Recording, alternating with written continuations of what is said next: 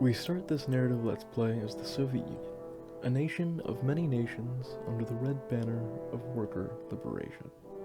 Our main enemy being the United States, played by another human person. And while the odds in many respects are stacked against us, we must begin by attempting our best to solve domestic crises before venturing out to liberate the workers of the world.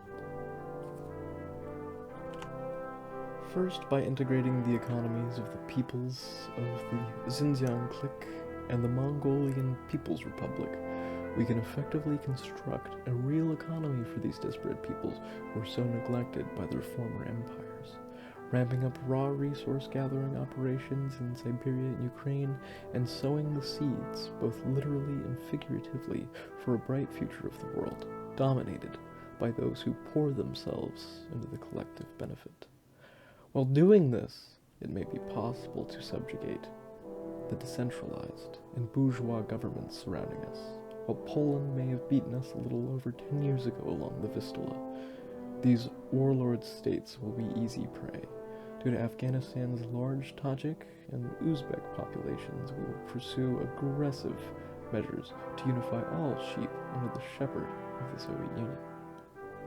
And our unmatched man of steel, Joseph Stalin. Due to the superior tactics and stratagems that we employed in our invasion of Afghanistan, we took less than 1,000 casualties, and now it is on to East Asia to support our comrade, Mao Zedong. The lack of standardized military is why the Russian Civil War was so chaotic. The same goes for the militaries of the Chinese warlords. To dominate them, all we need do is march upon them and demand they join the workers' crusade. Now, having liberated the workers toiling under the oppressive leadership of the Muslim fundamentalists in the Ma clique and the wastelands of the Shenxi clique, Mao and his voracious warriors of freedom have joined the fold.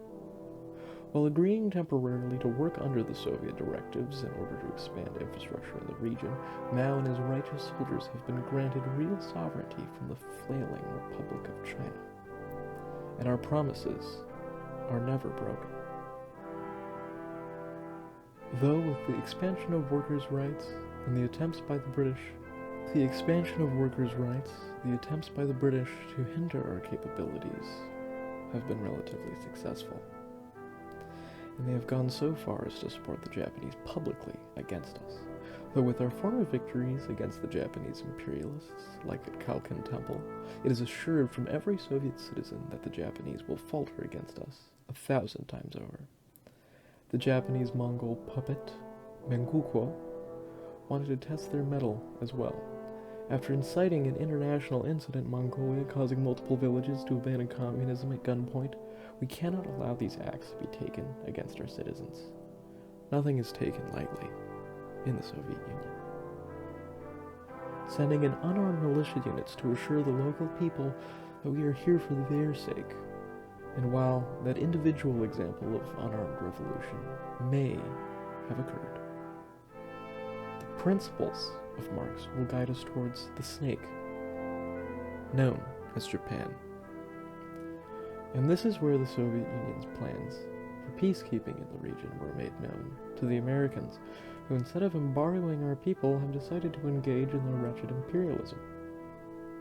However, with the American Pacific flotillas offering their aid to our cause, we must take all the help we can get.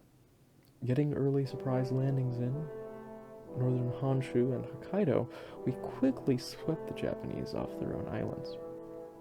Communists rushing to our aid as we marched down the streets.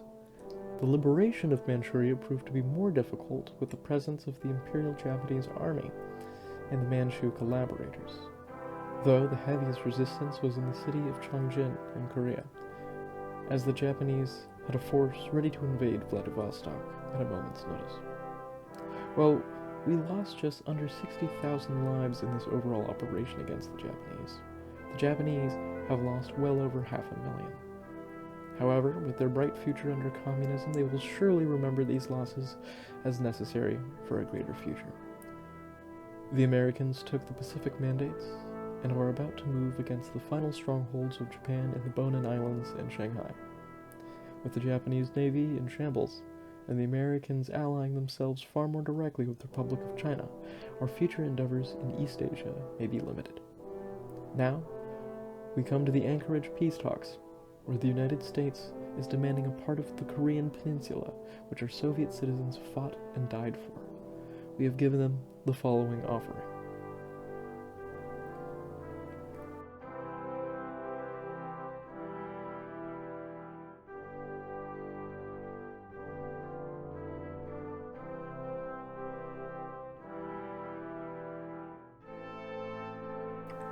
Hey there, everybody.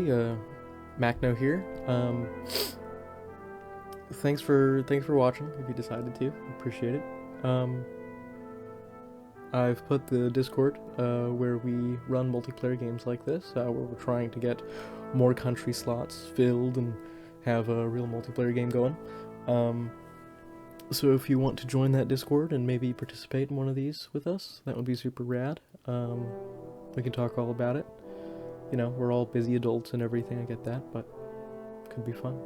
Well, I'm Mac now, and you're you. I hope you enjoy the rest of your day, night, whatever it is. Ciao for now.